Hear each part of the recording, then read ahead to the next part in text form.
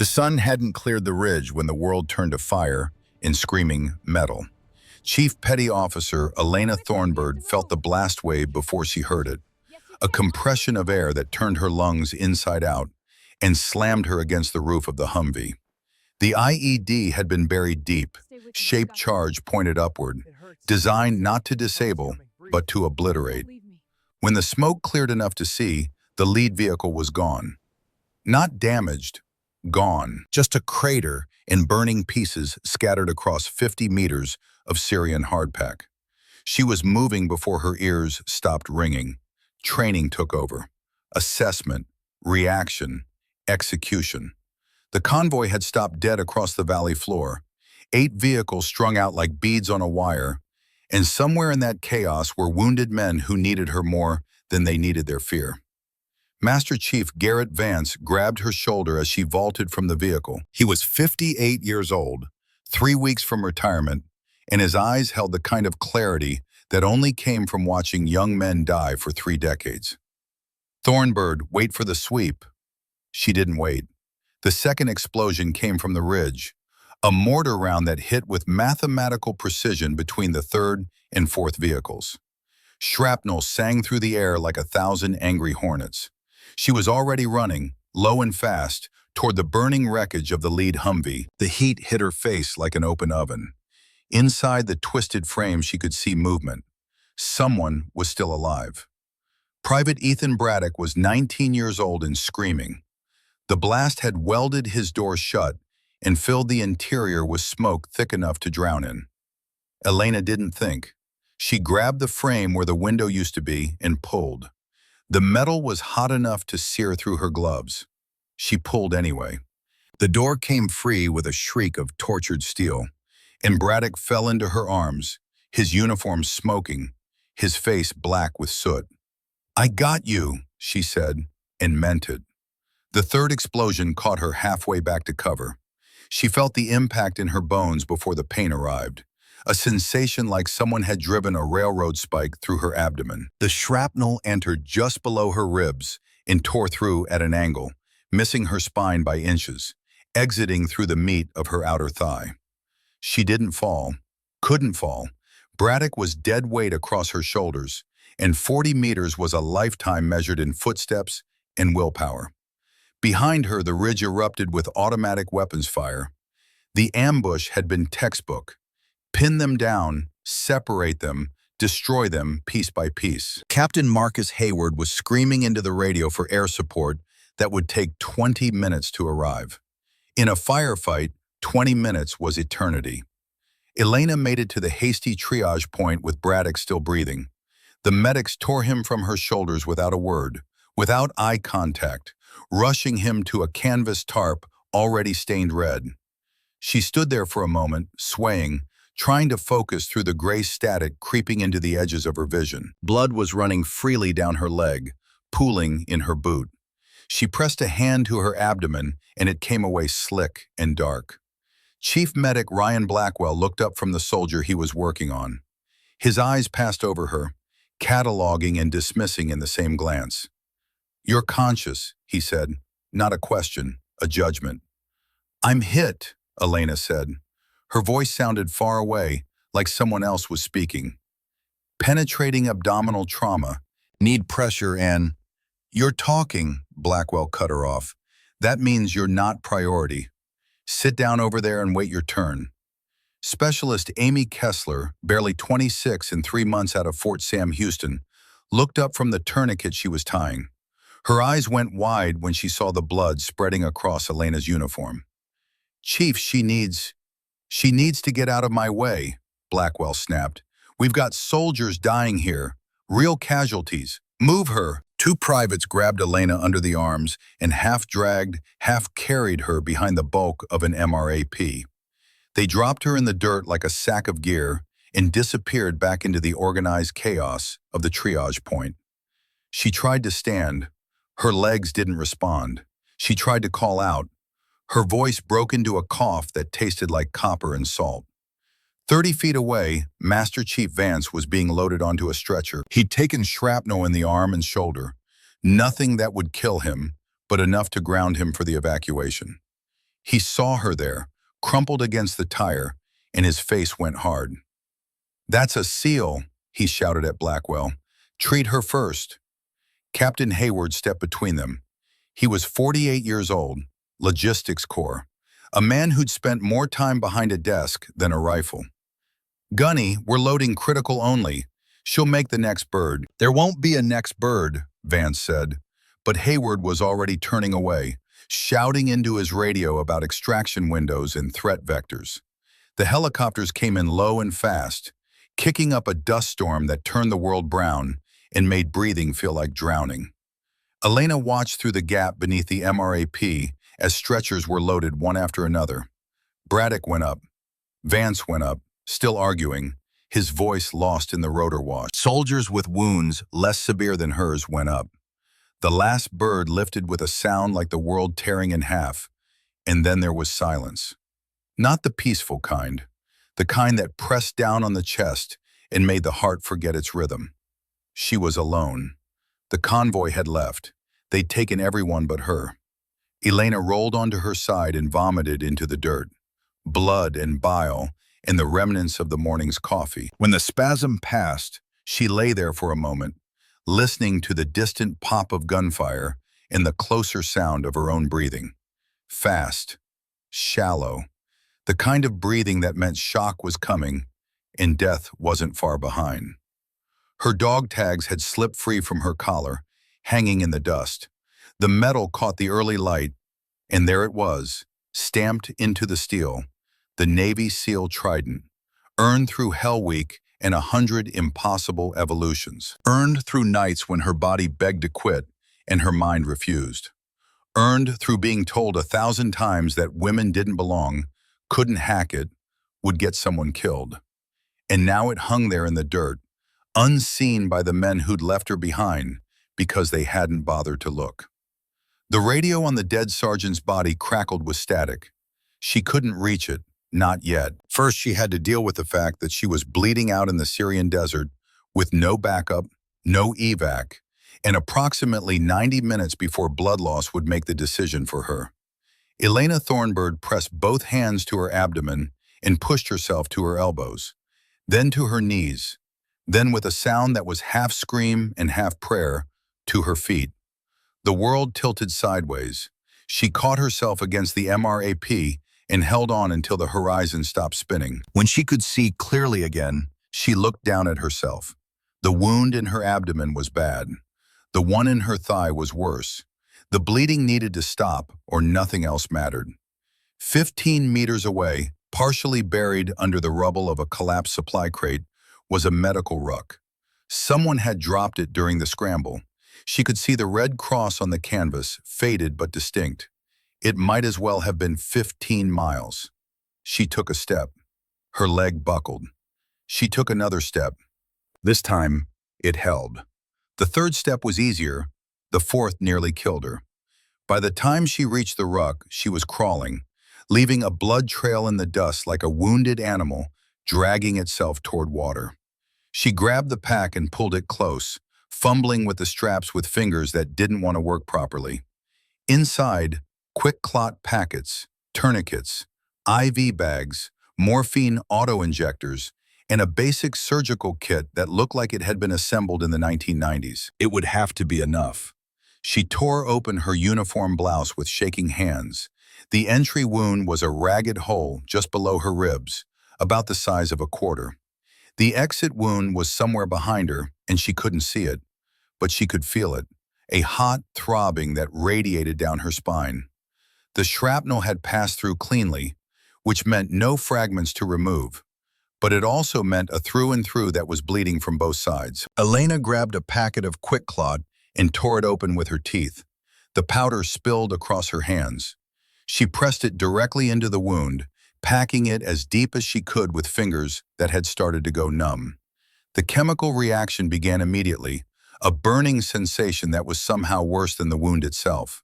She screamed into her sleeve, biting down on the fabric until her jaw ached. The thigh wound was different. She could see the fragment there, a twisted piece of steel about the size of her thumb, embedded in the meat of her outer quadriceps. It had to come out, no choice.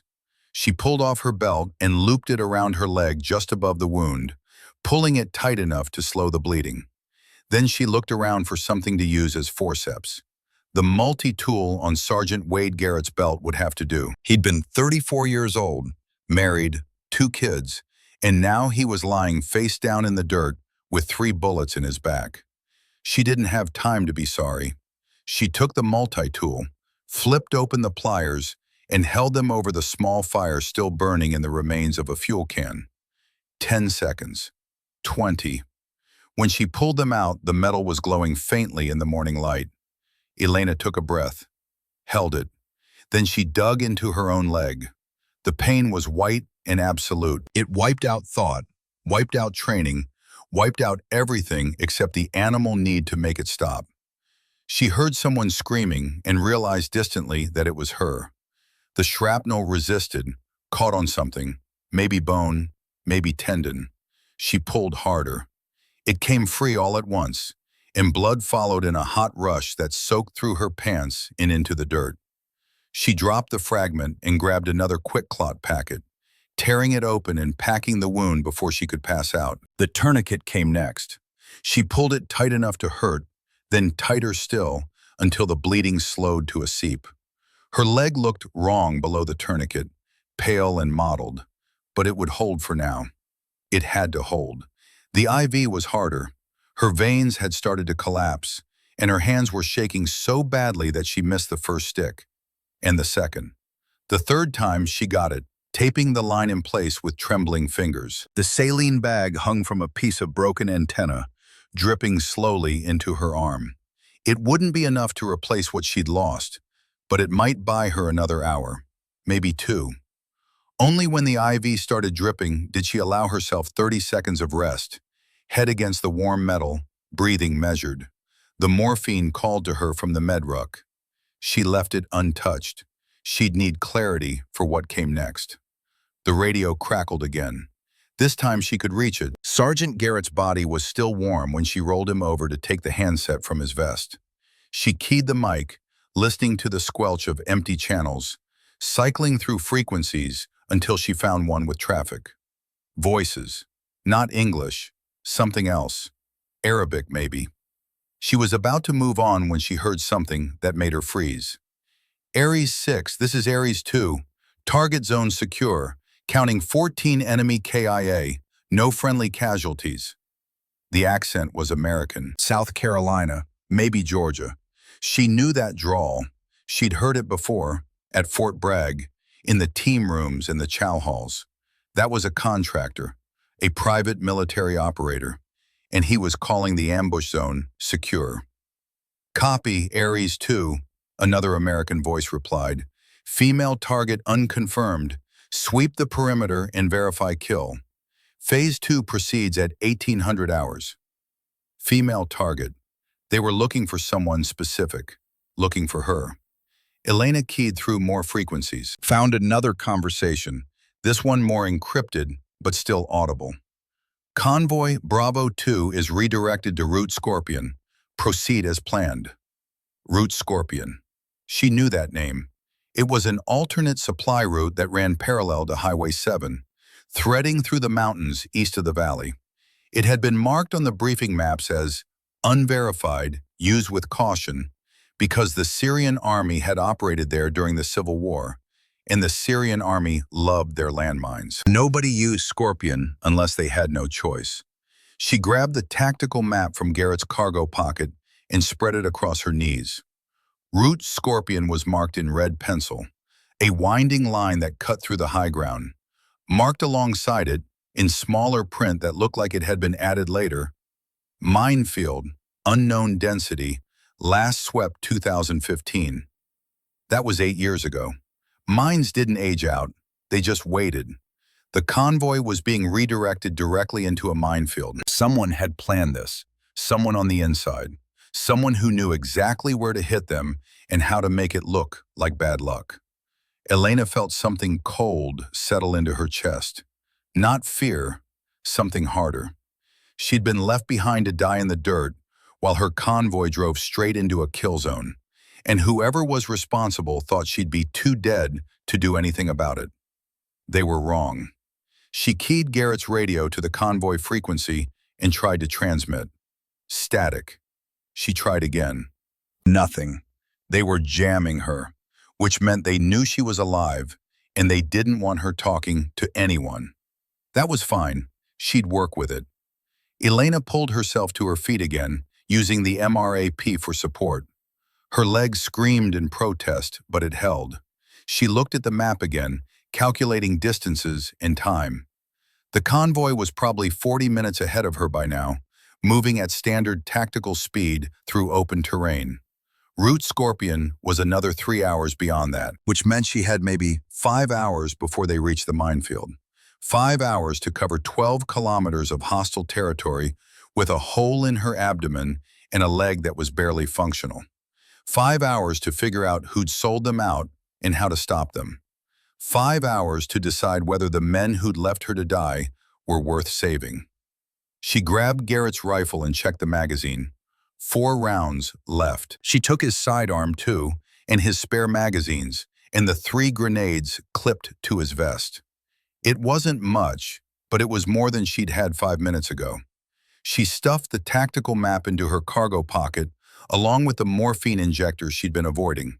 For later, when the pain got bad enough that dying seemed preferable to taking another step. The abandoned supply depot was visible on the ridge above her, a cluster of half-collapsed buildings that had probably been a Syrian army outpost before the civil war turned the whole country into a graveyard.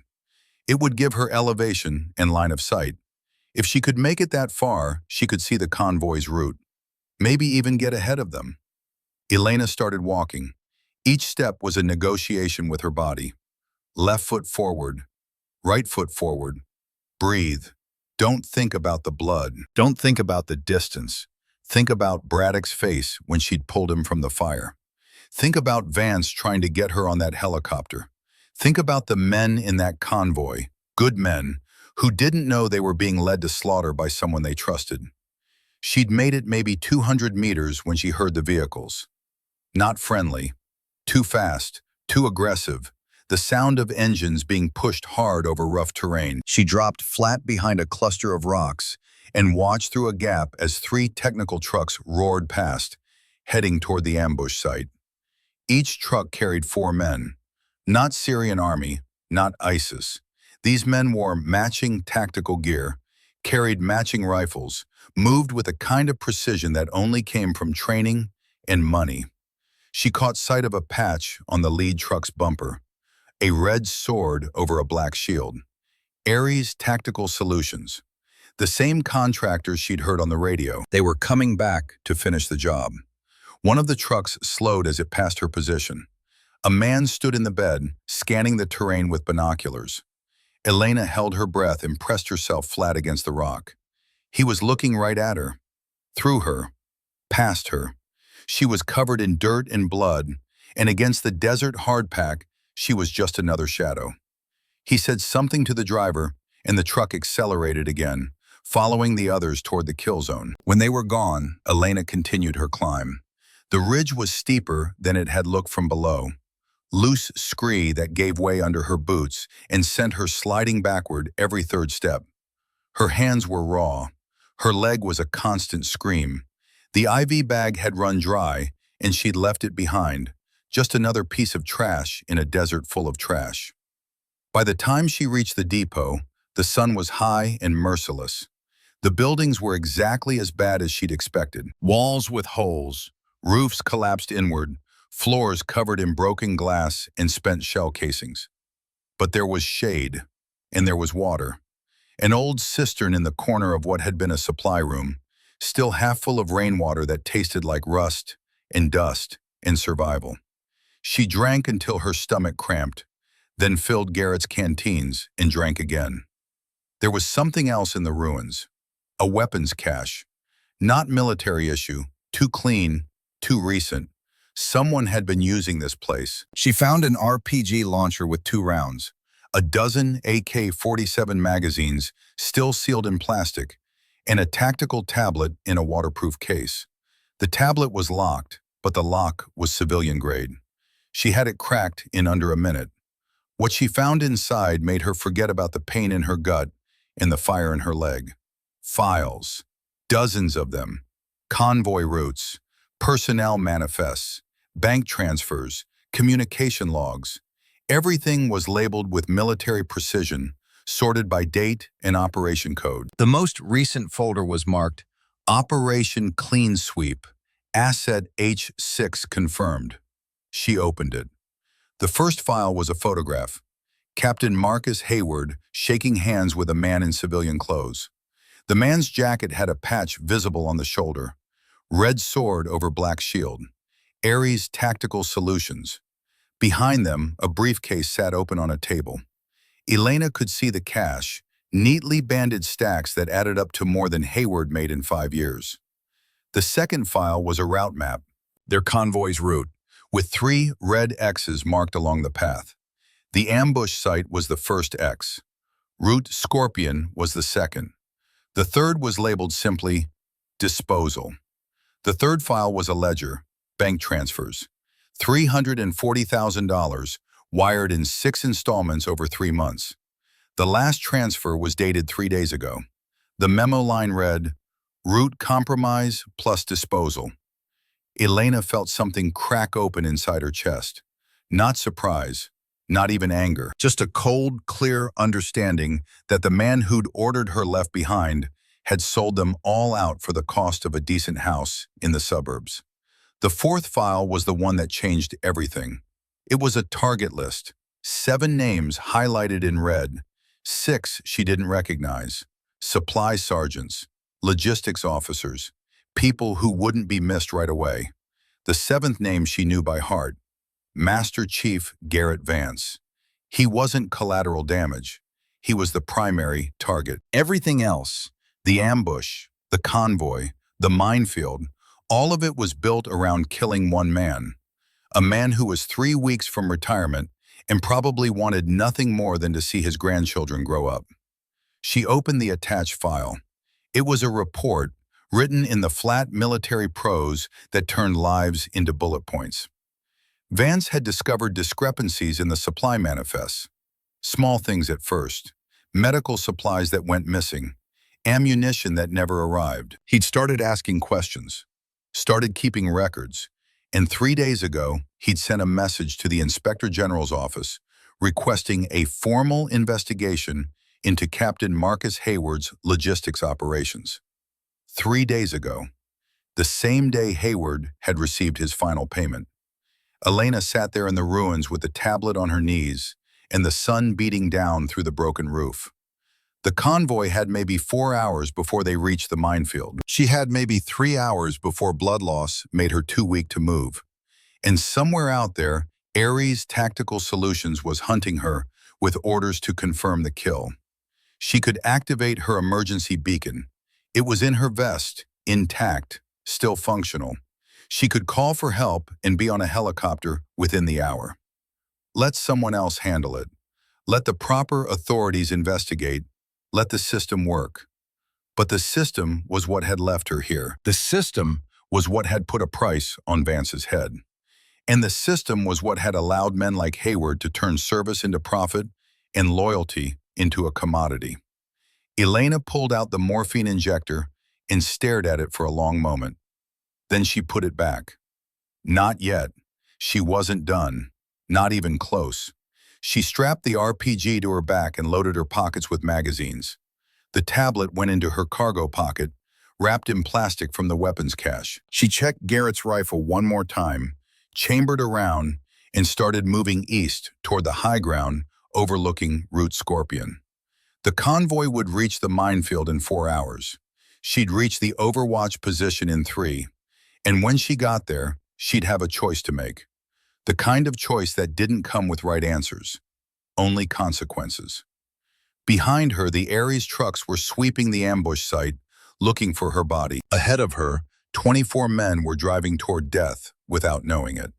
And somewhere in between, she had to figure out how to save the people who decided she wasn't worth saving.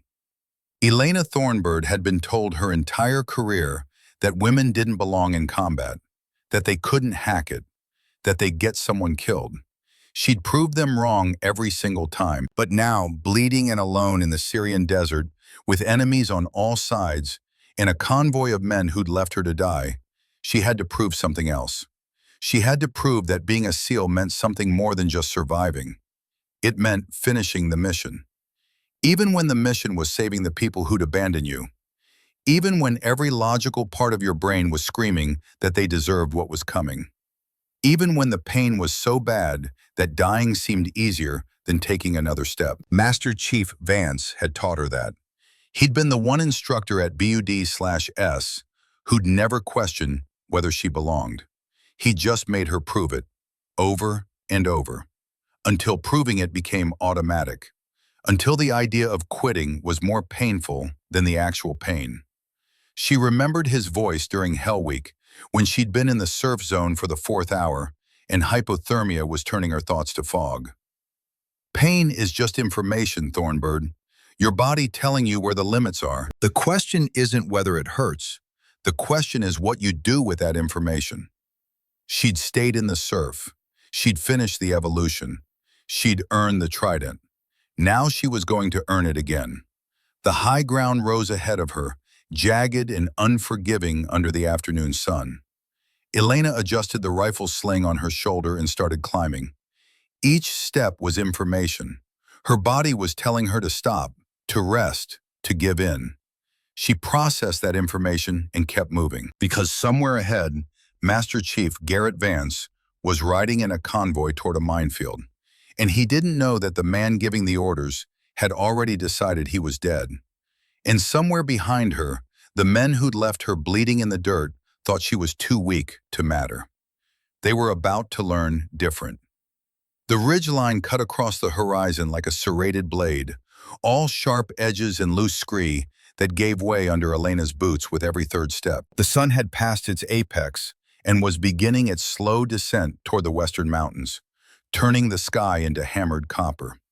She'd been climbing for 90 minutes, and her body was starting to send signals that couldn't be ignored much longer.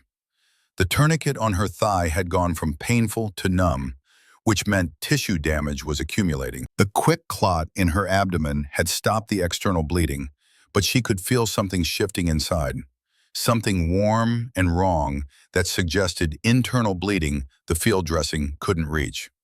She stopped at a flat outcropping and allowed herself 60 seconds, not to rest, to assess. The tactical tablet showed the convoy's progress as a blue dot moving steadily east along Highway 7. They were making good time, which was the problem. Another 2 hours, and they'd reach the junction where Hayward would redirect them onto Route Scorpion. Another hour after that, and they'd be in the minefield. She was still 4 kilometers from the Overwatch position she'd identified on the map, a ridge that would give her direct line of sight to both the convoy route and the minefield approaches. 4 kilometers. In her current condition, that was 90 minutes of brutal movement, maybe 2 hours if the terrain turned worse, which meant she'd arrive with maybe 30 minutes to spare. 30 minutes to figure out how to stop a convoy from entering a minefield when her radio was jammed and she had no way to make contact. 30 minutes to decide if she was going to take the shot that would solve everything and damn her soul in the process. Because there was always the shot. Hayward's vehicle would be in range. 1 round, center mass, and the conspiracy died with him. The convoy would stop. Someone else would take command. They'd probably turn around, call for orders, avoid the minefield entirely through sheer bureaucratic caution. Problem solved. Mission accomplished. All it would cost was the line she'd sworn never to cross. Elena pushed herself upright and kept climbing. The shot was the easy answer. She'd find a harder one. The terrain changed as she gained elevation. The loose scree gave way to harder stone, which was easier on her footing, but exposed her to anyone watching from below. She moved in short bursts, using whatever cover she could find, always conscious of the sight lines and the angles. This was Indian country now. Ares Tactical knew she was alive, knew she was mobile, and they'd be hunting. 3 vehicles, 12 men, all of them professionals who'd done this work for money long enough to be very good at it. She spotted the first truck 20 minutes later. It was moving slowly along the base of the ridge, following her general direction but not her specific path. They were casting a wide net, searching for signs, blood trails, disturbed earth, the kinds of mistakes that wounded, desperate people made when they thought they were alone. Elena had made it a point not to leave those signs. Every time she'd stopped to rest, she'd taken 30 seconds to obscure her tracks. Every time she'd bled through her dressing, she'd buried the soiled bandages under rocks. Old habits from SEER school: survive, evade, resist, escape, in that order. The truck stopped directly below her position. A man climbed out of the passenger side and stood there scanning the ridge with binoculars. He was tall, lean, moving with the economical grace of someone who'd spent a career in hard places. Elena went absolutely still. She was 60 meters above him, lying flat against stone that was nearly the same color as her blood-stained uniform. At this distance, motion was the enemy. Even breathing could give her away if he was good enough. He was good enough. The binoculars swept past her position, came back, held. She could feel his attention like a physical weight. Her hand moved slowly, incrementally, toward the pistol on her hip. If he spotted her, she'd have maybe 2 seconds before he called it in. 2 seconds to drop him and run before the other 11 converged on her position. The math wasn't good, but math had stopped mattering somewhere around the time she'd pulled shrapnel out of her own leg. The man lowered his binoculars and said something to the driver. The truck started moving again, continuing east. He hadn't seen her. Or he had seen her and decided a shadow on a rock wasn't worth investigating. Either way, she'd bought herself another 30 minutes. Elena waited until the truck disappeared around a bend before she moved again. Her hands were shaking, not from fear, from blood loss and dehydration, and the simple fact that the human body wasn't designed to function with this much damage. She drank from Garrett's canteen, forcing down water that her stomach didn't want. Then she pulled out the tablet and checked the convoy's position again. They'd stopped. All 8 vehicles, stationary at a position that matched the Highway 7 junction. This was it. This was where Hayward would make his pitch. Some excuse about road conditions or intelligence reports or tactical necessity. Some reason why they needed to deviate from the planned route and take Scorpion instead. And the convoy would follow, because that's what convoys did. They followed orders. Elena zoomed in on the satellite overlay. The minefield started approximately 3 kilometers past the junction, in a narrow valley where the road threaded between 2 ridgelines. Perfect terrain for an ambush, which was why the Syrian army had mined it in the first place. The mines were marked on old maps as Soviet-era PMN-2s, anti-personnel devices designed to maim rather than kill. Step on one and it would take your foot off at the ankle. Drive over one and it would shred your tires and immobilize your vehicle. Either way, you'd be stuck in the kill zone while the enemy had all the time in the world to finish you off. Except there was no enemy anymore. The Syrian army was long gone from this sector. ISIS had been pushed out 6 months ago. The only threat in that valley was the mines themselves, and the man who was deliberately driving a convoy into them. She pushed herself up and continued climbing. The pain had transcended description now. It was just a constant presence, like tinnitus or the ringing in her ears from the explosions.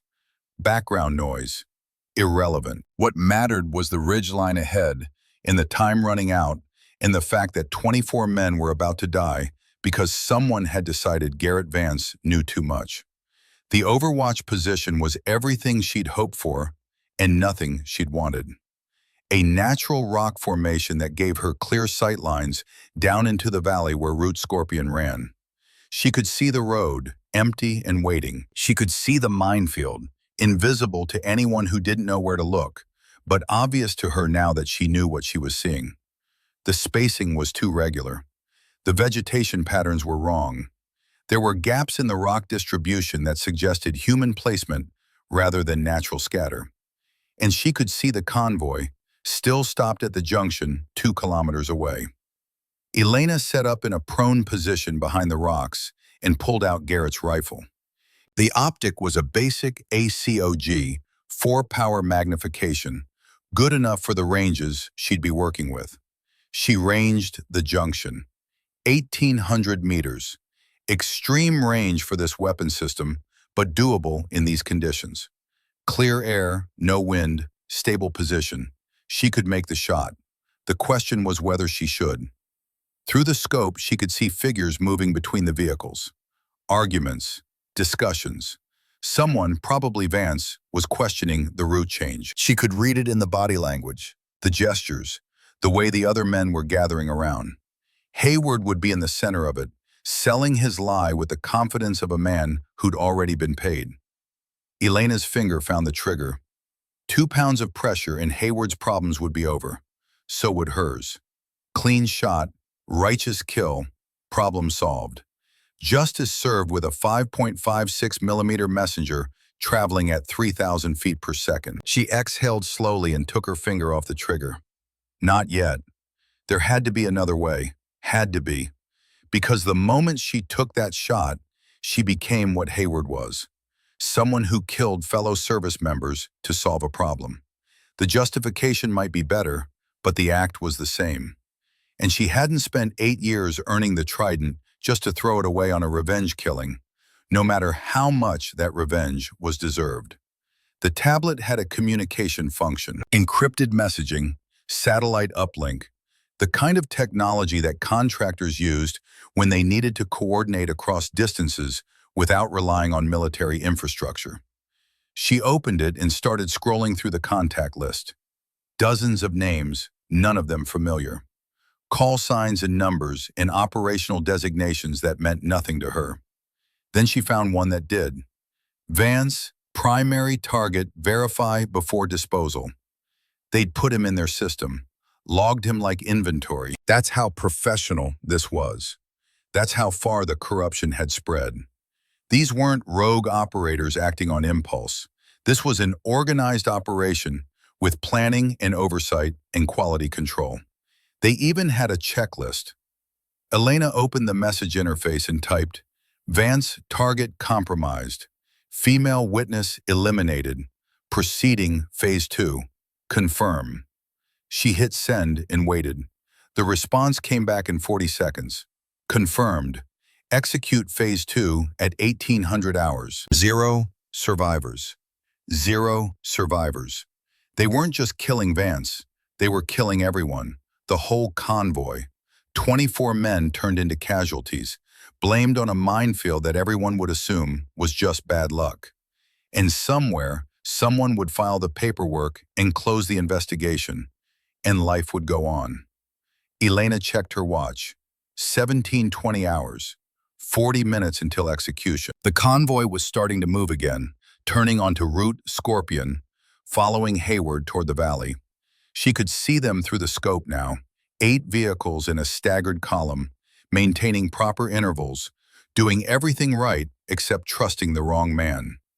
The Ares truck appeared on the northern ridge, then another on the southern ridge.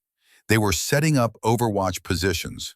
When the convoy hit the minefield, Ares would be in position to engage any survivors. A crossfire that would leave nothing alive. Thorough, professional, exactly the kind of operation that required planning and coordination, and the kind of money that only moved in 6-figure increments. Elena pulled out the RPG and checked the rounds. 2 shots. Tandem heat warheads designed to punch through armor. Devastating against vehicles, less useful against infantry, but she wasn't planning to fight infantry. She was planning to stop trucks. The Ares vehicles were thin-skinned technicals, modified civilian trucks with heavy weapons mounted in the bed. One good hit and they'd be done. She ranged the northern truck. 1,200 meters.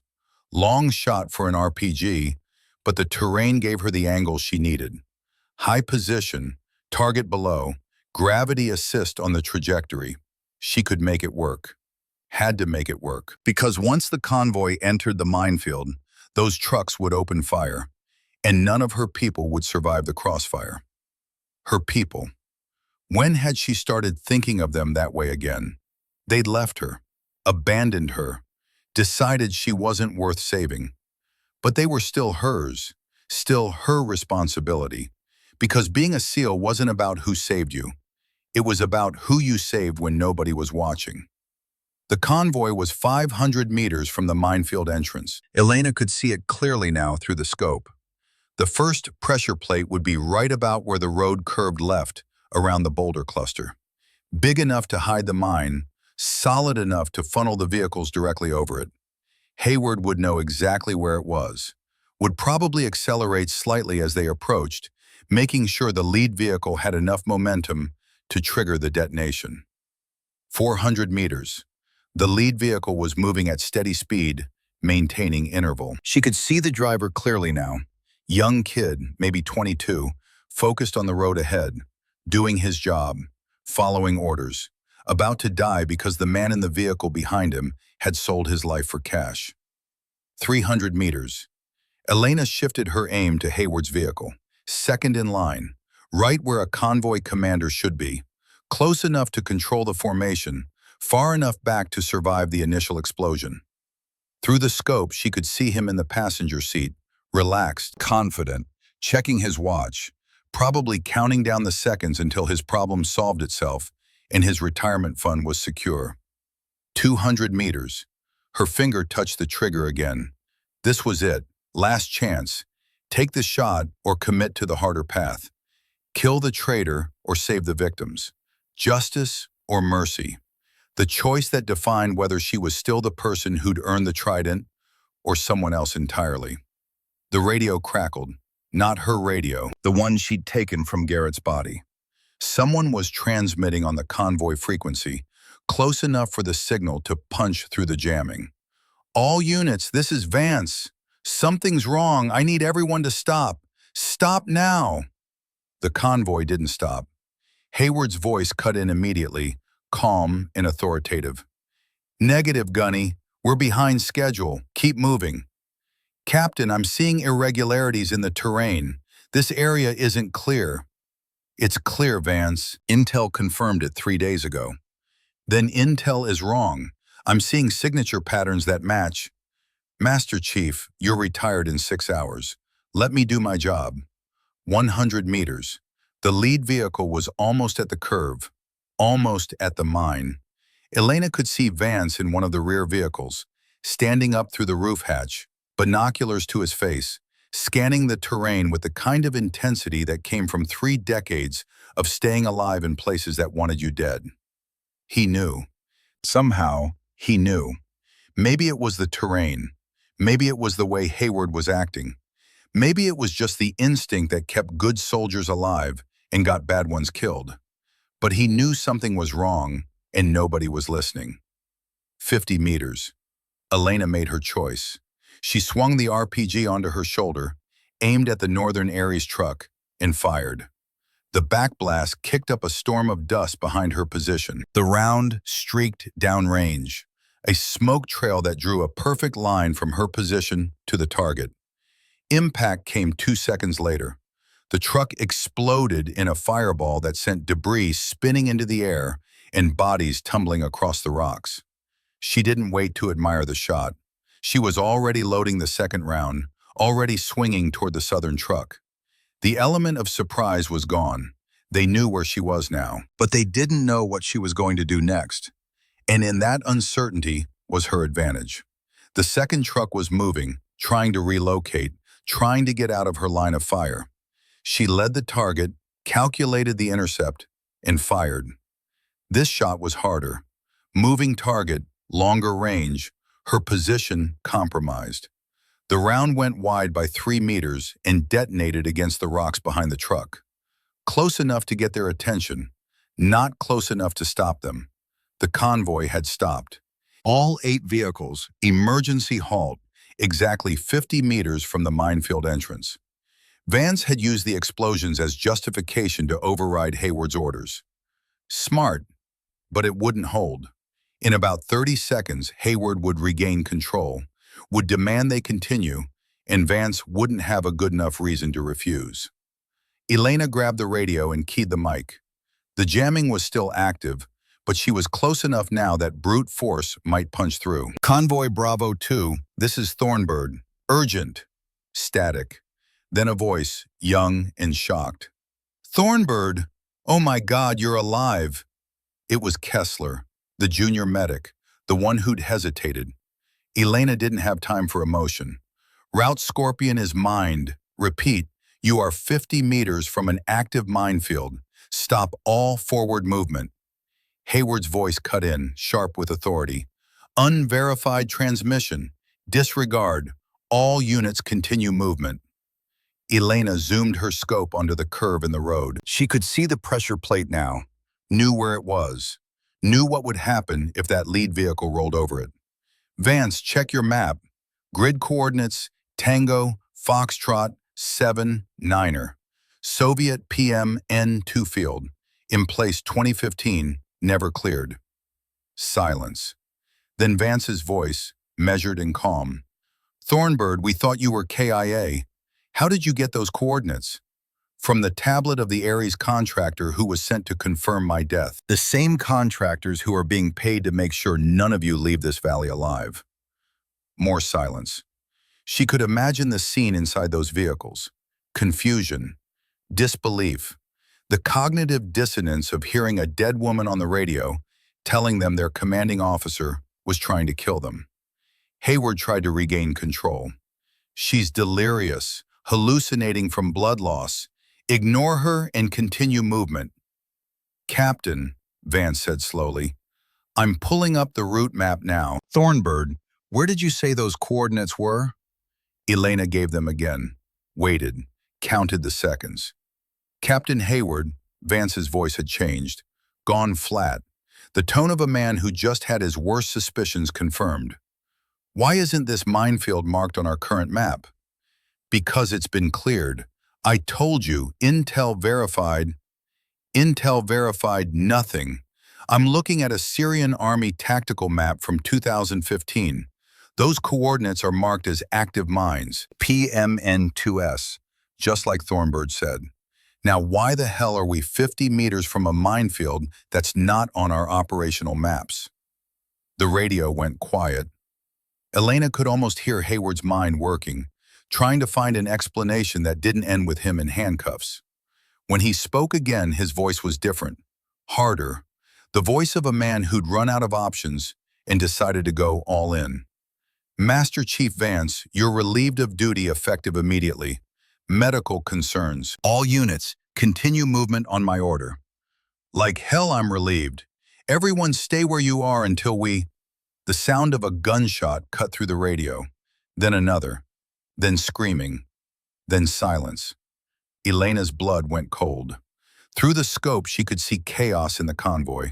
Soldiers jumping from vehicles, weapons up, taking cover, but not from external threats, from each other. Hayward had shown his hand, had pulled his weapon, had probably shot Vance, and was now using the contractors embedded in the convoy to maintain control through force. Kessler's voice came back on the radio, shaking with fear. Thornbird, Hayward just shot Master Chief Vance. He's got 3 contractors with him. They're holding the drivers at gunpoint. They're forcing us forward into the minefield. Elena watched through the scope as Hayward's vehicle pushed forward, nudging the lead Humvee from behind. The soldiers had weapons but couldn't use them. Not in this formation. Not with friendlies in the line of fire.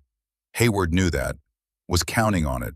He'd gone from covert operation to overt hostage situation in the span of 30 seconds. And now he was betting that nobody would shoot through their own people to stop him. He was probably right, which meant Elena had about 2 minutes before the lead vehicle crossed into the minefield, triggered the first mine, and created enough chaos for the remaining Ares contractors to finish the job. She grabbed the radio. Kessler, how bad is Vance hit? Shoulder wound. He's alive but bleeding. Thornbird, what do we do? Tell me exactly where Hayward is. Second vehicle, passenger seat. He's got his sidearm on the driver. 2 contractors in the back seat. The 3rd contractor is in the lead vehicle, forcing that driver forward. Elena ranged the second vehicle, 1,400 meters. Hayward would be on the right side, the driver on the left, two contractors in back. A shot through the passenger window would go through Hayward and potentially into one of the contractors. Two problems solved with one bullet. Clean, efficient, murder. She moved her finger to the trigger, held it there. This was different from the shot she'd refused to take earlier. This was active threat, hostile force. Hayward had crossed the line from corrupt officer to active combatant the moment he'd pulled that trigger on Vance.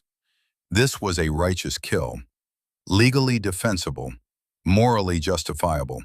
Everything she needed to take the shot without losing herself in the process. Except for one thing, Braddock, the private she'd pulled from the fire. The 19-year-old kid who'd survived the ambush because she'd carried him 40 meters through hell. He was in that convoy, probably in one of the vehicles near the front. When the shooting started, when the contractors opened fire, when the chaos reached its peak, that kid would be caught in the crossfire. She took her finger off the trigger. Again, because saving Vance by getting Braddock killed wasn't salvation. It was just trading one death for another, and she was done with that math. Kessler, I need you to listen very carefully. Can you see the minefield from your position? No, just the road ahead. But I can. I'm on the ridge with direct line of sight. I can guide you through. Through? Thornburg, you want us to drive into a minefield? I want you to survive the next 5 minutes. The only way that happens is if you do exactly what I tell you, exactly when I tell you. Can you do that? A pause, then. You're asking me to trust you. I'm asking you to trust that I didn't crawl across 8 clicks of desert with a hole in my gut just to let you die in a minefield. Another pause, longer this time. Elena could hear voices in the background, arguments, someone saying this was crazy, someone else saying they didn't have a choice. Then Kessler came back on, her voice steadier than before. Okay, we're listening. What do you need? First thing, tell me who's driving the lead vehicle. Private First Class Danny Morrison, 20 years old, from Ohio. Is he listening? He is now. Morrison, this is Chief Thornburg. Have you ever been through a breach lane before? The kid's voice was shaking. No, Chief. That's okay, you're about to learn. I'm going to talk you through this step by step. I need you to trust my instructions and follow them exactly. No hesitation, no second guessing. Can you do that? The contractor has a gun to my head. I know, and in about 30 seconds, that's not going to matter. Because either you follow my instructions and we all survive, or you don't and we all die. Those are the only two options. So I'm going to ask you again, can you do this? A long pause, then. Yes, Chief, I can do this. Good. Now here's what's going to happen. On my mark, you're going to hit the brakes. Hard. Emergency stop. The contractor is going to go forward into the dash. That's when you take his weapon and secure him. Copy? Copy. Elena shifted her scope to the road ahead, found the pressure plate, calculated the distance. Morrison, you've got 15 meters before the first mine. On my mark. 3, 2, 1, mark. Through the scope, she saw the lead Humvee's brake lights flare. The vehicle stopped hard. The contractor in the passenger seat slammed into the dashboard, just like she'd predicted. Morrison moved fast, grabbing for the weapon, getting into a struggle. The vehicle rocked with the fight inside. Hayward's voice on the radio screaming, "Keep moving! All vehicles advance!" Elena ignored him. Morrison's status? Got him. Weapon secured. Outstanding. Now listen carefully. I'm going to guide you around the first mine. When I say go, you're going to steer hard right, 30 degrees. Hold that angle for exactly 2 meters, then straighten out. Ready? Ready. Go. The Humvee moved right, slow, controlled, exactly as she'd instructed. It missed the pressure plate by maybe 18 inches. Close enough that Elena could see the mine through her scope, partially buried, waiting for weight that never came. Straighten out, Good, now stop. You're clear of the first one. Behind the lead vehicle, chaos was erupting. Hayward was screaming orders that nobody was following. The contractors in his vehicle had their weapons up, trying to maintain control. But the other soldiers were starting to realize what was happening, starting to understand that their commanding officer was trying to kill them. The math was shifting. Kessler came back on. Thornbird, we've got 4 soldiers in the rear vehicles. They're ready to move on your signal. Negative. Everyone stays in their vehicles. If we start a firefight now, half the convoy drives into mines trying to take cover. We're going to walk out of this. Literally, one vehicle at a time. Kessler, who's driving your vehicle? I am. Can you see Morrison's brake lights? Yes. Stay exactly 5 meters behind him. Match his movements exactly. When he goes right, you go right. When he stops, you stop. Understand? Understood. Elena started talking Morrison forward again, meter by meter, mine by mine. The field was dense here, pressure plates every 10 to 15 meters, staggered pattern designed to catch vehicles trying to weave.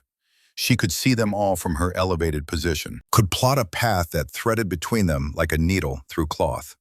But it was slow work, painful work. Every instruction had to be precise. Every movement had to be perfect. One mistake and Morrison would be the first name on a casualty list that wouldn't stop until it hit 24.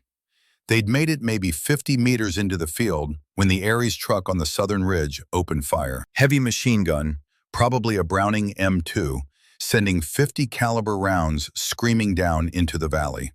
The rounds hit all around the convoy, kicking up geysers of dirt and rock. One punched through the hood of the 4th vehicle. Another shattered a windshield. The soldiers were scrambling for cover, but there was no cover. Just the road and the mines, and the absolute certainty that moving off the road meant death.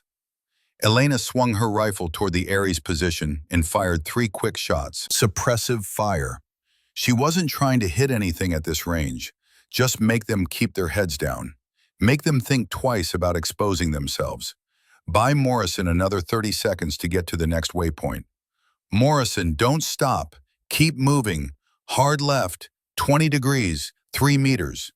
The kid did it, hands steady despite the machine gun fire, despite the chaos, despite every instinct screaming at him to floor it and try to outrun the bullets. He trusted her instructions and moved exactly as she told him. The Humvee missed the next mine by inches. Hayward's vehicle was still trying to push forward, but the other vehicles had stopped following his orders. They were following Elena's voice instead, following the dead woman who'd come back to save them. The contractors in Hayward's vehicle were realizing the same thing Elena had realized 20 minutes ago. They'd lost control of the situation. Their careful plan had fallen apart the moment she'd put an RPG round into their overwatch position. The machine gun opened up again. This time the rounds walked right up the road toward Morrison's vehicle. Elena saw the tracers coming, saw where they'd hit, knew Morrison had maybe 2 seconds before 50 caliber rounds started shredding his Humvee like paper. She didn't think, just moved, swung her rifle onto the Ares position and started firing. Rapid, aimed shots. 1,800 meters was extreme range for this weapon, but she wasn't trying to make kill shots.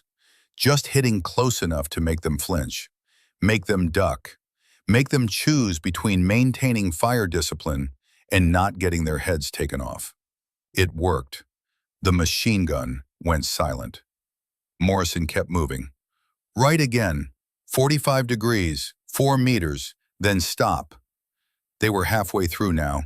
8 vehicles with maybe another 100 meters of minefield ahead. At this rate, it would take another 20 minutes to get everyone clear.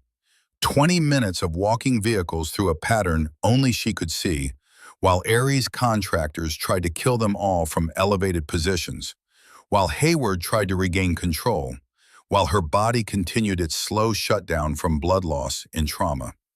20 minutes. She could do 20 minutes. Had to do 20 minutes.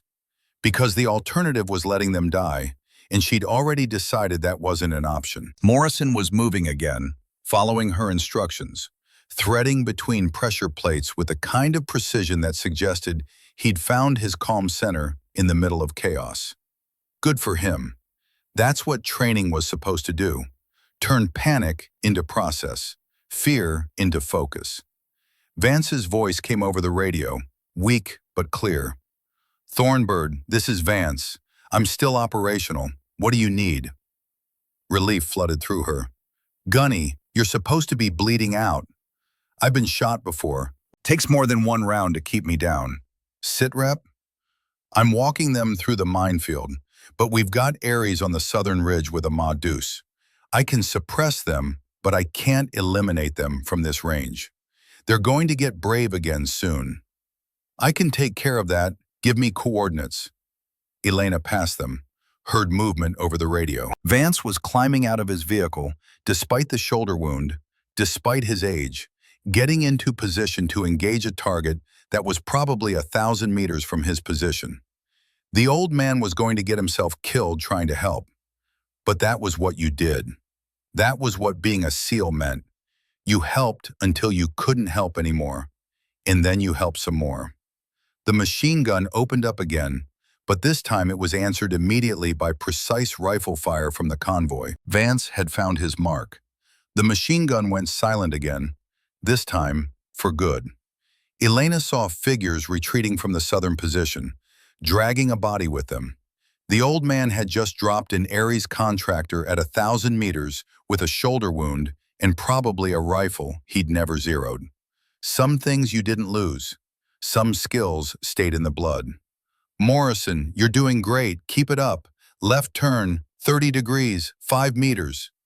They were 3/4 through now. Elena could see the end of the minefield, where the road straightened out and the vegetation patterns returned to normal.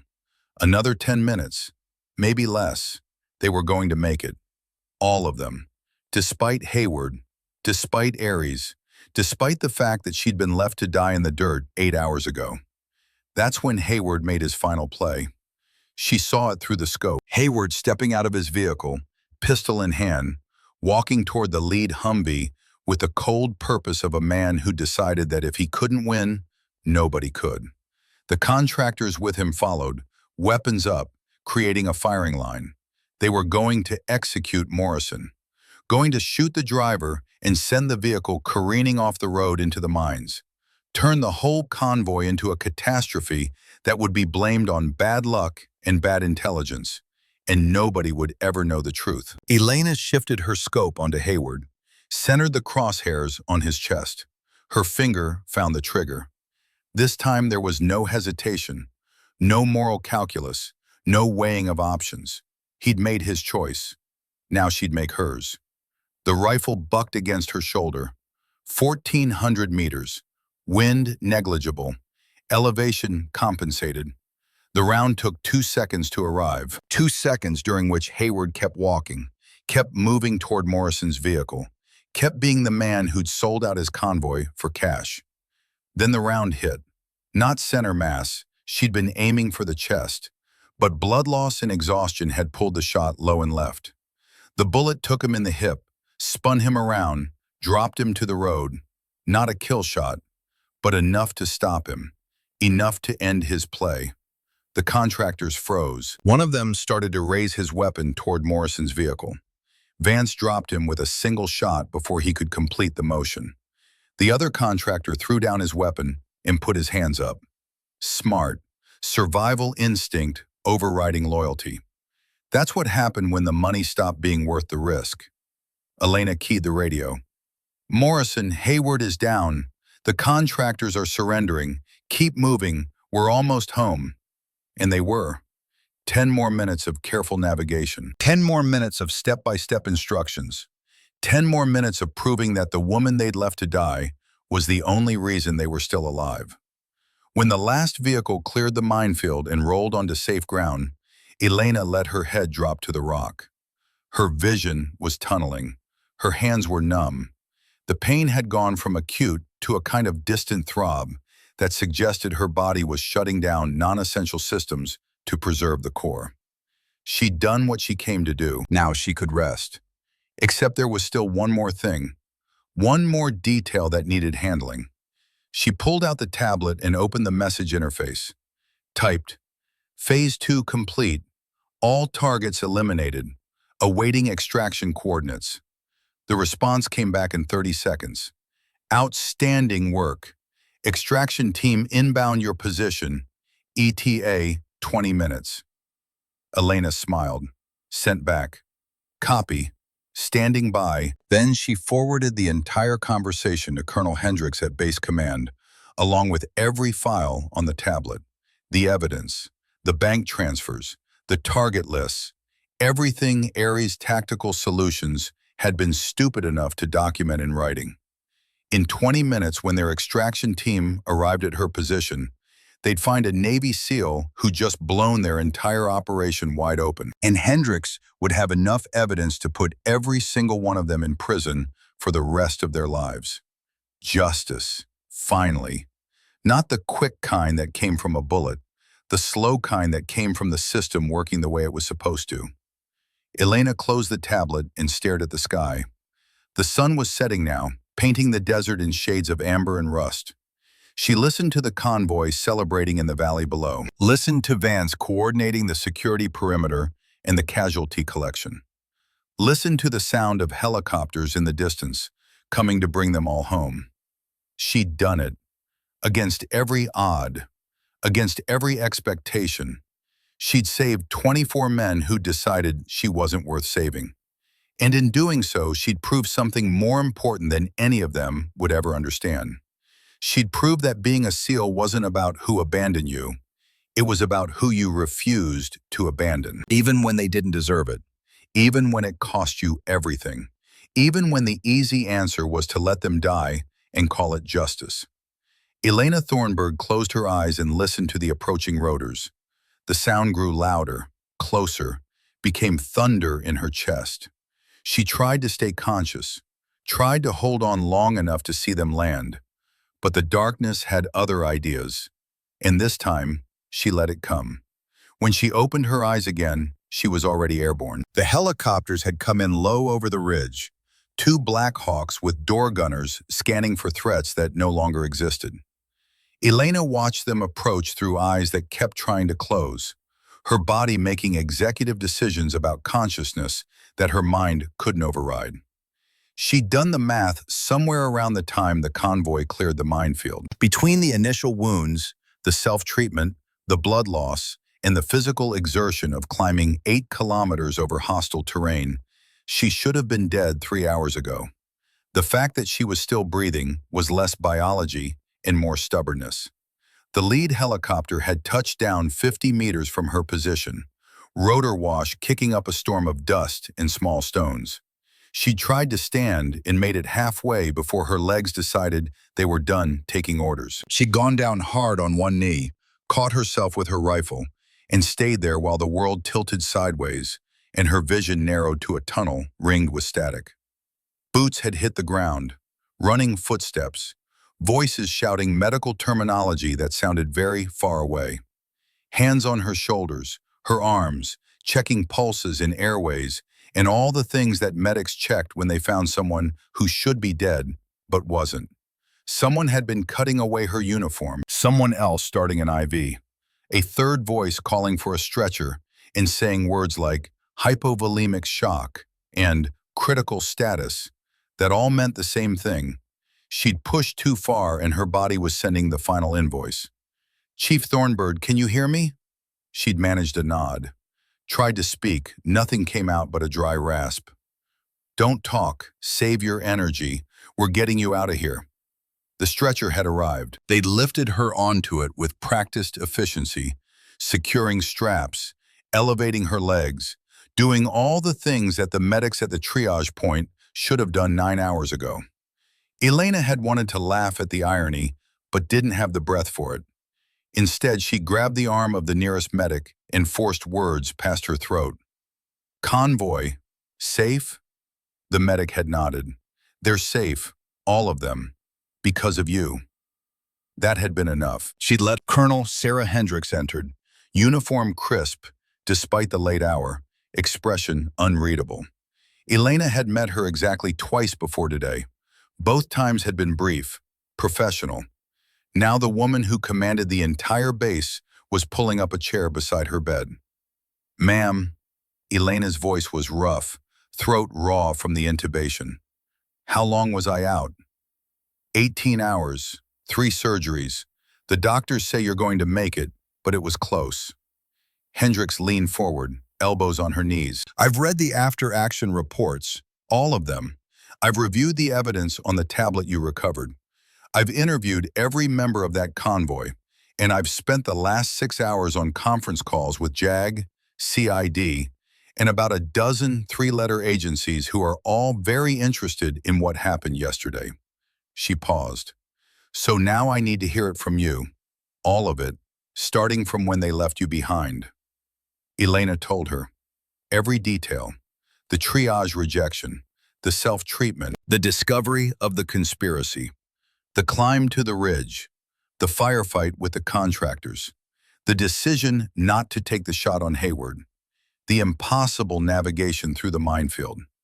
Hendricks didn't interrupt, didn't take notes, just listened with the intensity of someone who understood that the official record and the truth were sometimes different things. When Elena finished, Hendricks sat back.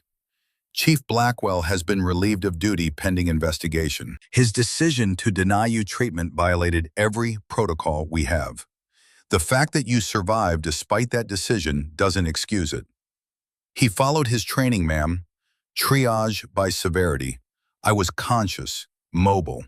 By the book, I wasn't critical. You had a penetrating abdominal wound and major arterial damage. You were absolutely critical. He made an assessment based on assumption rather than examination. That's not following the book. That's negligence." Hendricks' voice hardened. "And I will not tolerate negligence in my command, regardless of the outcome." Elena didn't argue, because Hendricks was right. Blackwell had looked at her and seen a woman who couldn't possibly be as badly hurt as she claimed, had made a judgment call based on bias rather than evidence. And that kind of thinking got people killed. "Captain Hayward is in custody," Hendricks continued. "He'll survive the gunshot wound long enough to stand trial. The contractors embedded in the convoy have been arrested. Ares Tactical Solutions is currently being raided by federal agents across 4 states. The bank accounts you identified have been frozen. The evidence you recovered is sufficient to prosecute not just this operation, but dozens of others going back 18 months. "How much?" Elena asked. "Excuse me? How much did they steal? Total?" Hendricks's expression went cold. "Current estimate is $42 million. Medical supplies, weapons, vehicle parts, all of it diverted and sold to the highest bidder, while soldiers died because they didn't have the equipment they needed." She paused. "Vance discovered the first discrepancy 3 days ago, started asking questions. Hayward panicked and decided that eliminating Vance was cleaner than trying to cover up the evidence. So the ambush was specifically to kill Vance. The ambush was to kill Vance and anyone else who might have seen the evidence. You, Specialist Kessler, Private Braddock, all of you were on the target list. The minefield was insurance. If the ambush didn't get everyone, the mines would." Hendricks met Elena's eyes.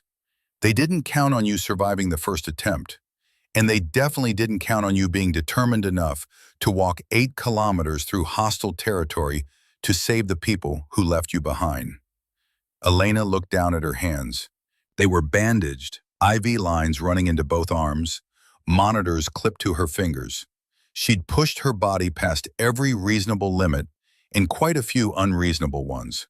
The doctors had told her she'd need months of recovery, physical therapy, possible permanent damage to her leg. All for men who decided she wasn't worth the medical supplies. "Ma'am, I need to ask, did I do the right thing? Coming back for them?"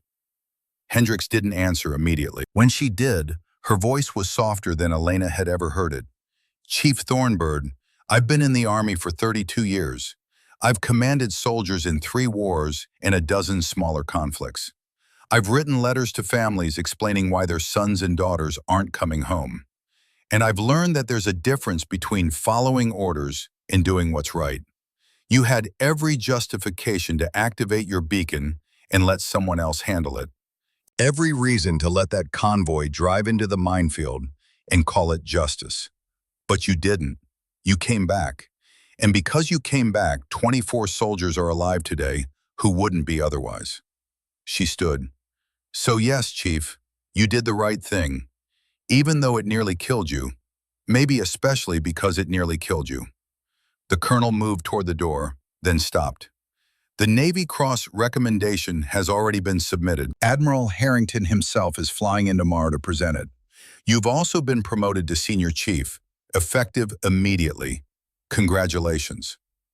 Elena tried to process that. Navy Cross, promotion, recognition from the highest levels of command, all for doing what she'd been trained to do. Complete the mission and bring everyone home. Ma'am, I don't need a medal. I just need to know that it meant something, that those men understand what happened. What almost happened. They understand, Hendricks said quietly. Believe me, they understand. After the colonel left, Elena stared at the ceiling and tried to reconcile the person she'd been yesterday morning with the person she was now. Same name, same face, same scars plus a few new ones. But something fundamental had shifted. She'd walked through fire and come out the other side, changed in ways she couldn't quite articulate yet. The door opened again. This time it was Specialist Amy Kessler, out of uniform, looking younger than her 26 years. She stopped just inside the doorway, uncertain. Chief, I'm sorry. I can come back if you're resting. I've been resting for 18 hours. Come in. Kessler approached the bed slowly, carrying something wrapped in cloth. When she was close enough, Elena could see she'd been crying. Recent tears, eyes still red. I needed to see you, needed to say something. You don't owe me anything, Kessler. Yes, I do. The younger woman's voice broke. I should have fought harder for you at the triage point, should have insisted that Blackwell treat you, should have done something other than just stand there while they left you behind. The tears came again, harder this time. You saved my life yesterday, guided me through that minefield while I was losing my mind with fear. And I can't stop thinking about how I didn't save yours when you needed it. Elena reached out and took Kessler's hand. Her own grip was weak, but it was enough. Amy, listen to me. You were a junior medic following orders from a senior NCO. You hesitated. You questioned. That took courage. And when I needed someone I could trust on that radio, you were there. You followed my instructions exactly, and you helped get everyone through safely. That's what I needed from you. That's what you gave me. But I should have done more at the beginning. Maybe, probably, but we don't get to go back and fix the beginning. We only get to decide what we do with the middle and the end. Elena squeezed her hand. You did good yesterday. I'm proud of you. Kessler wiped her eyes and carefully unwrapped the cloth she'd been carrying. Inside was Elena's uniform blouse, cleaned and repaired, the torn sections stitched with care. The seal trident gleamed on the collar. I thought you'd want this. When you're ready. Elena took it with trembling hands. Yesterday she'd earned this trident a second time. Not through Hell Week or impossible evolutions, but through the harder choice. Saving the people who decided she wasn't worth saving. Thank you, Elena said quietly. This means more than you know. Kessler nodded and turned to leave, then stopped at the door. Chief, one more thing. Private Braddock wanted me to tell you something. He said to tell you that he's going to be a medic, said that if you could save lives while bleeding out in the desert, the least he could do was learn how to save them in a hospital. He starts training next month. After Kessler left, Elena held the uniform and let herself feel the weight of what she'd done. Not the medal that was coming, not the promotion, just the simple knowledge that she'd made a difference, that her pain had purpose, that the choice to come back, as impossible and irrational as it had been, was the right one. The door opened a third time. Master Chief Garrett Vance walked in, left arm in a sling, moving with the stiff gait of a man who'd been told to stay in bed and had ignored that advice. He looked like he'd aged 10 years in the past day, but his eyes were clear and sharp as ever. "Gunny," Elena said, "you're supposed to be resting." "So are you. Looks like we're both bad at following orders." He pulled the chair closer to the bed and sat down with a grunt. How are you feeling? "Like I got shot, climbed a mountain, and guided a convoy through a minefield." "So, Tuesday." Despite everything, Elena laughed. It hurt her abdomen, but it was worth it. Vance had always had the ability to cut through the darkness with a single dry comment. It was one of the things that had made him a great instructor. They sat in comfortable silence for a moment. Then Vance said, "I owe you an apology." "For what?" "For not fighting harder to get you on that helicopter. I knew it was wrong, knew you were critical, but I was wounded, and Hayward was pulling rank, and I let myself be put on that bird without making sure you came with me." His jaw tightened. "That was a failure of leadership, and it nearly got you killed." "Gunny, you tried. I heard you. That's more than anyone else did." "Trying isn't good enough, not when lives are on the line." He met her eyes. "I've been doing this for 33 years, trained hundreds of SEALs, watched them deploy to every hellhole on the planet. And yesterday I learned that one of the best operators I've ever trained is better than I gave her credit for, better than I deserved." Elena felt her throat tighten. "I learned from the best." "No, you learned from me.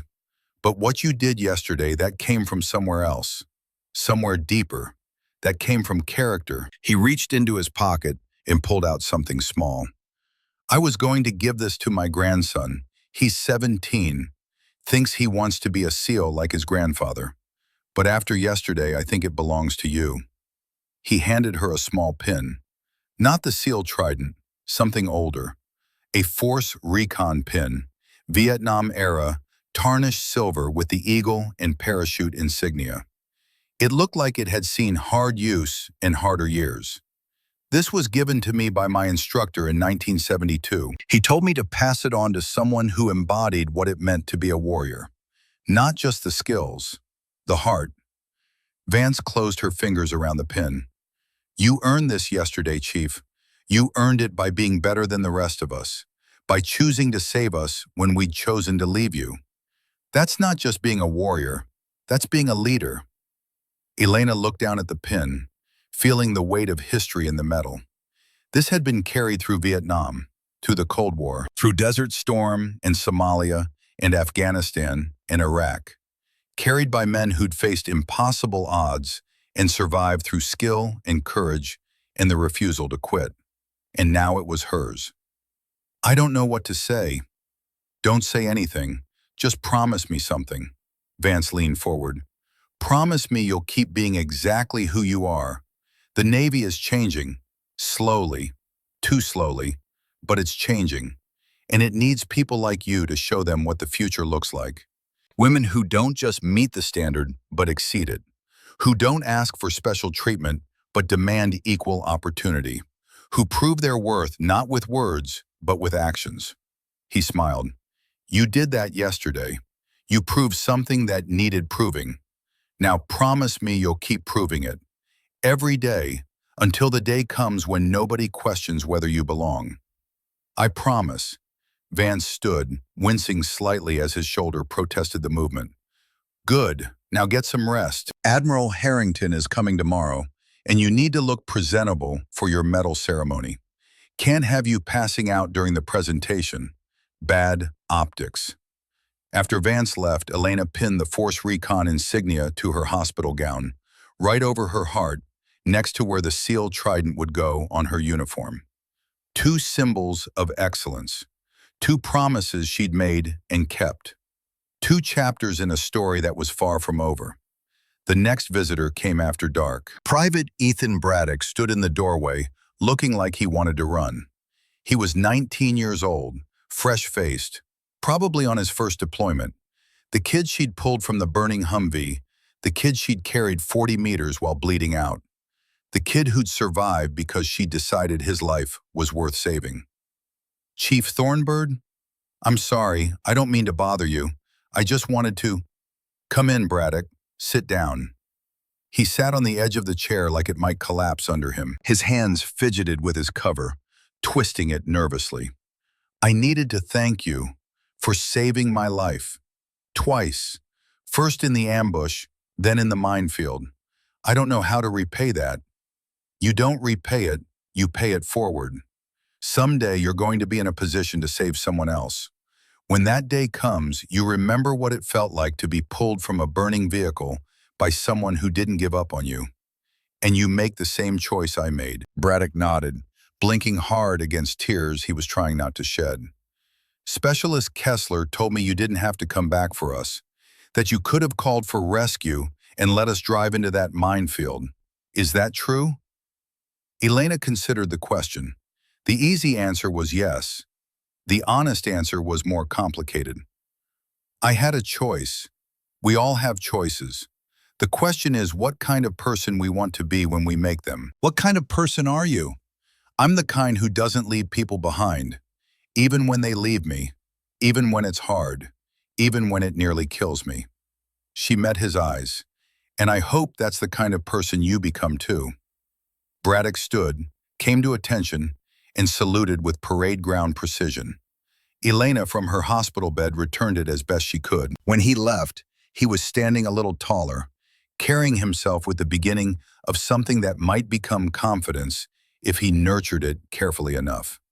The final visitor came just before midnight. Chief Medic Ryan Blackwell stood in the doorway, and unlike the others, he didn't ask permission to enter, just stood there in the harsh fluorescent light, looking like a man who'd been hollowed out and filled with shame. I don't have the right to be here, he said finally. I know that, but I needed to see you, needed to face what I did. Elena said nothing, just watched him struggle with words that didn't come easy. I was wrong. About you, about the situation, about everything. His voice cracked. I made a judgment call based on assumption rather than evidence.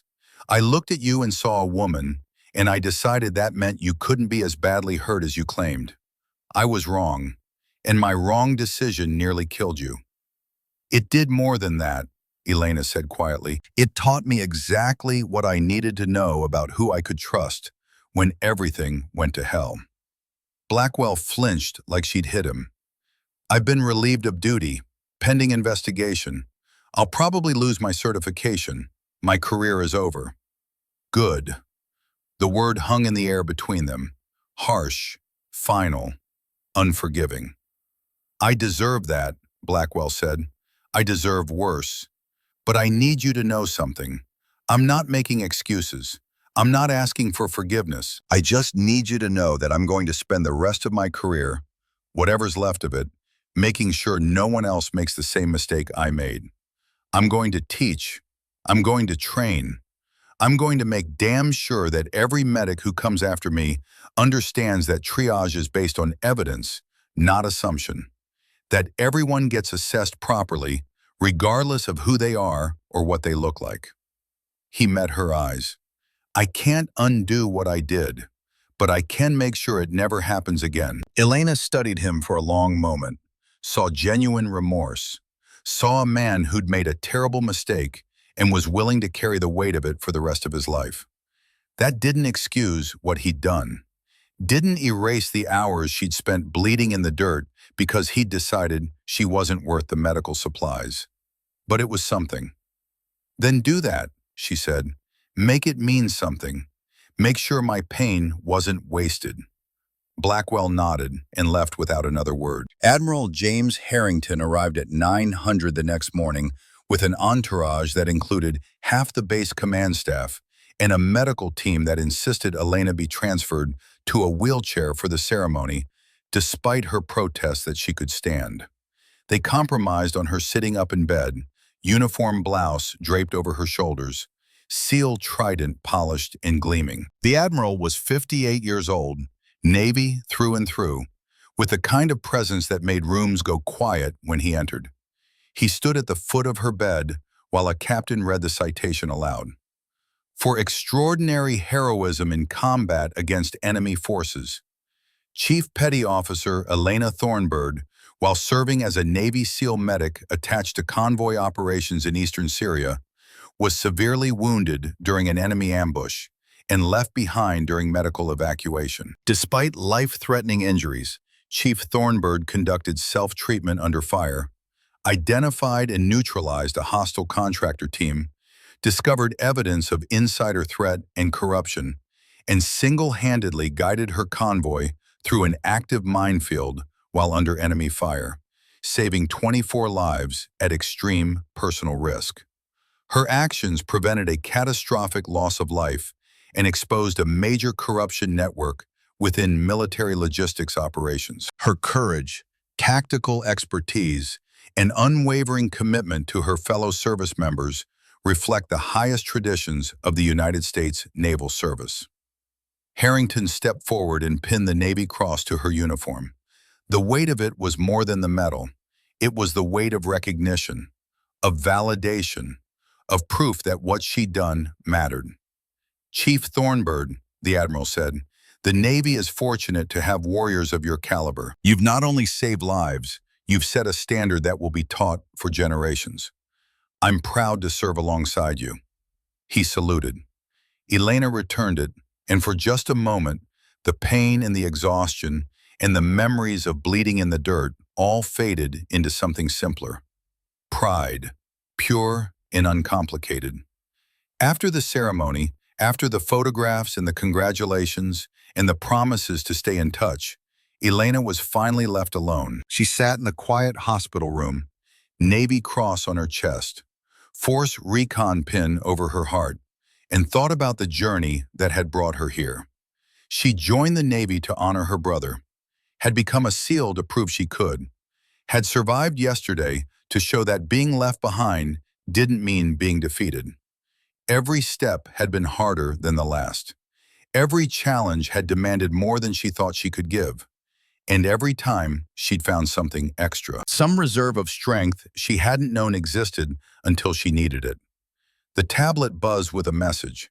She'd been given a new one, since the evidence tablet had been seized for the investigation. This one was from Colonel Hendricks. Media requesting interviews. Your call on whether to talk to them. Either way, your story is getting out. Thought you should know. Elena considered it. The attention, the interviews, the chance to tell her story in her own words. Part of her wanted that. Wanted to make sure people understood what had happened. Wanted to prevent it from happening again. But another part, the part that had spent 8 years in the teams learning to work in silence, wanted nothing more than to fade back into obscurity and let the work speak for itself. She typed back, "No interviews. The mission is what matters, not the recognition." Hendricks' response came immediately.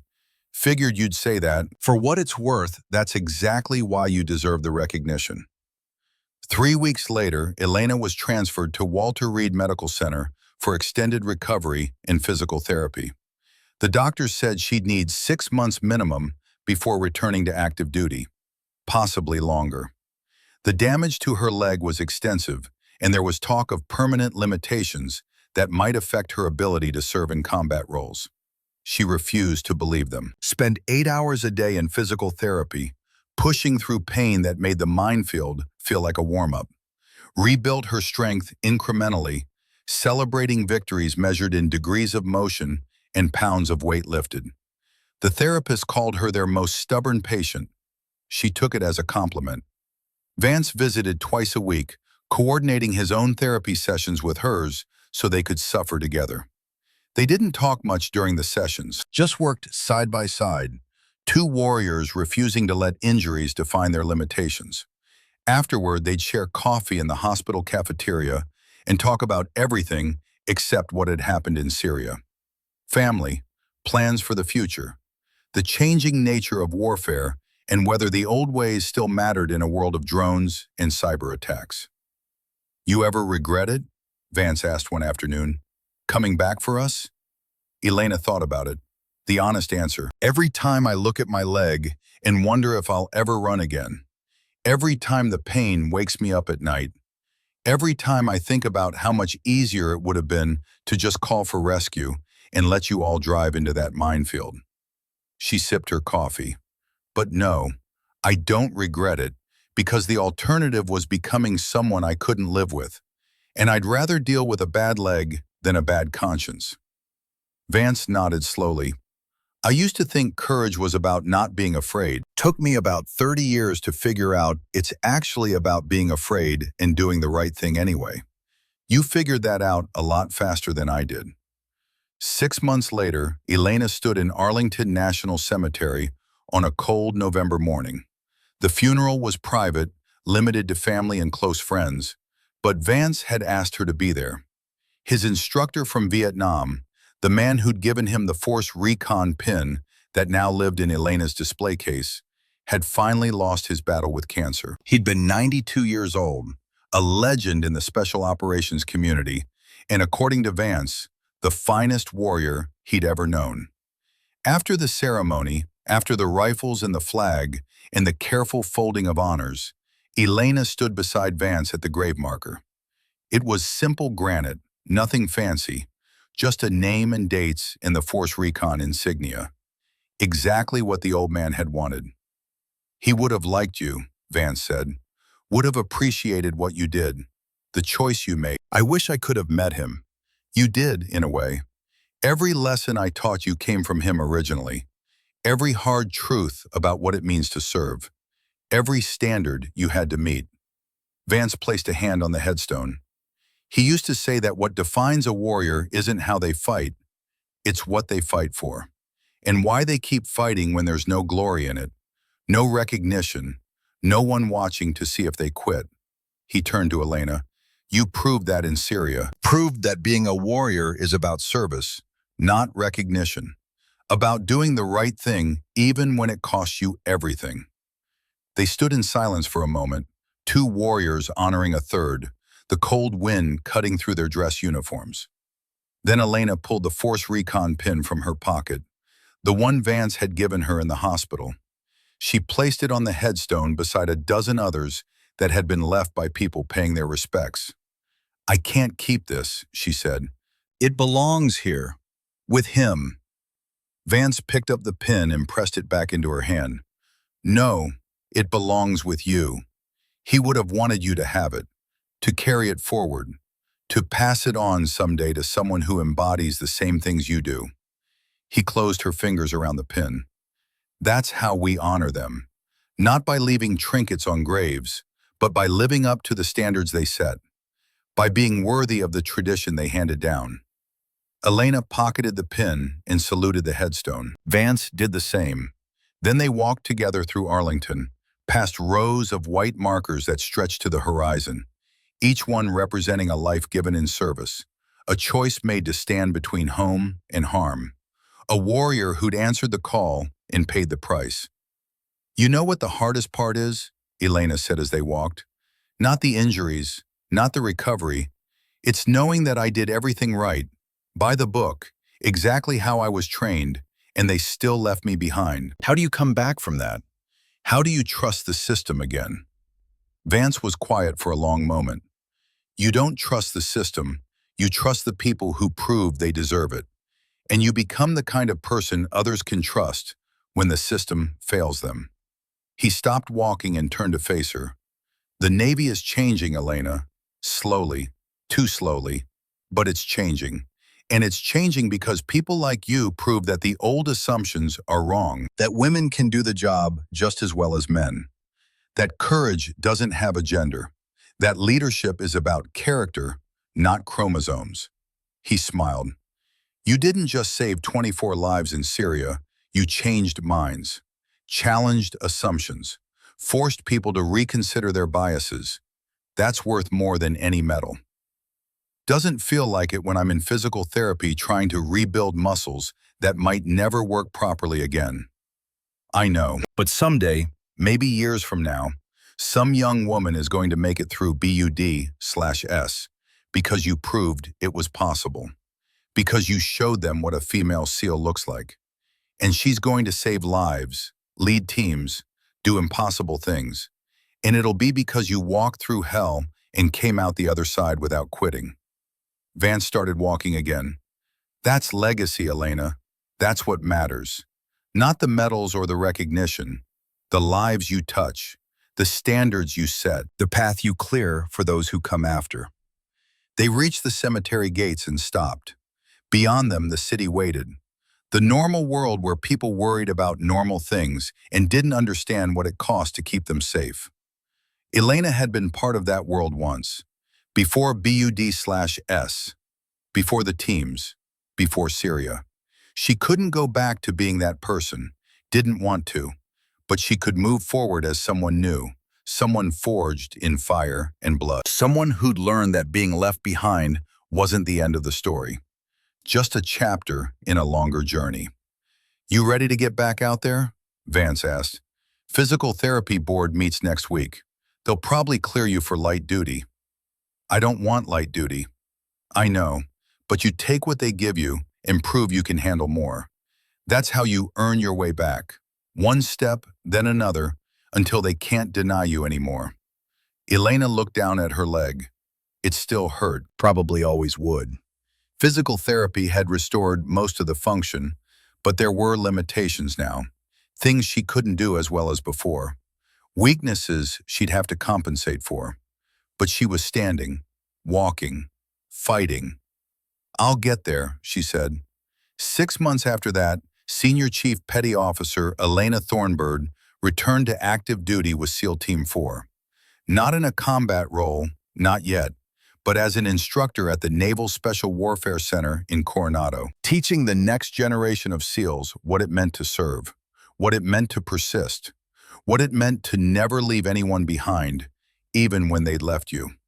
On her first day, she stood in front of a class of BUD/S candidates and told them a story. Not about medals or recognition or glory, about being left behind in the Syrian desert with a hole in her gut and a choice to make. About climbing a mountain while bleeding out. About saving the people who'd decided she wasn't worth saving. About learning that being a SEAL wasn't about the trident on your chest. It was about the choices you made when nobody was watching and there was no reward for doing the right thing except knowing you'd done it. The candidates listened in silence. Some of them understood. Some wouldn't understand until years later, when they faced their own impossible choices and had to decide what kind of warrior they wanted to be. But they'd remember. They'd carry this story with them into combat, into leadership, into the moments that defined whether they were just soldiers or something more. After the class, Elena walked along the beach where she'd spent countless hours during her own training. The surf was cold and relentless, just like she remembered. She stood at the water's edge and thought about everyone who'd brought her to this moment. Devon, who died so she could learn to fight corruption. Vance, who taught her that standards mattered more than opinions. The old Force Recon instructor she'd never met, but whose legacy she carried. The 24 men she'd saved in Syria, who'd learned that leaving people behind had consequences. And Hayward, sitting in a military prison, awaiting trial for conspiracy, corruption, and attempted murder. His story was ending. Hers was just beginning. Elena pulled the Force Recon pin from her pocket and held it up to the light. Tarnished silver. Eagle and parachute. A promise made and kept across generations. Someday she'd pass it on to someone who embodied the same values. Someone who chose service over self, mercy over vengeance, the hard right over the easy wrong. But not yet. She still had more to prove, more to teach, more to give. She pinned the insignia to her uniform, right beside her SEAL trident, and walked back toward the training compound. Behind her, the surf continued its endless assault on the shore, relentless, unforgiving, exactly like the standards she'd sworn to uphold. They'd left her to die in the Syrian desert because they thought she was expendable, thought she was weak, thought she didn't belong. They'd been wrong about all of it. And every day she wore the uniform, every life she touched, every student she taught, she proved exactly how wrong they'd been. Elena Thornburg was a Navy SEAL, not because someone had given her permission, but because she'd earned it in blood and pain and the refusal to quit when quitting would have been easier. She'd earned it by being better than the people who'd abandoned her, by choosing to save them anyway, by proving that warriors are defined not by who abandons them, but by who they refuse to abandon. And she'd keep earning it every single day for the rest of her life. Because that's what warriors did. They served. They persisted. They never left anyone behind. Not ever. Not even when their own had left them first.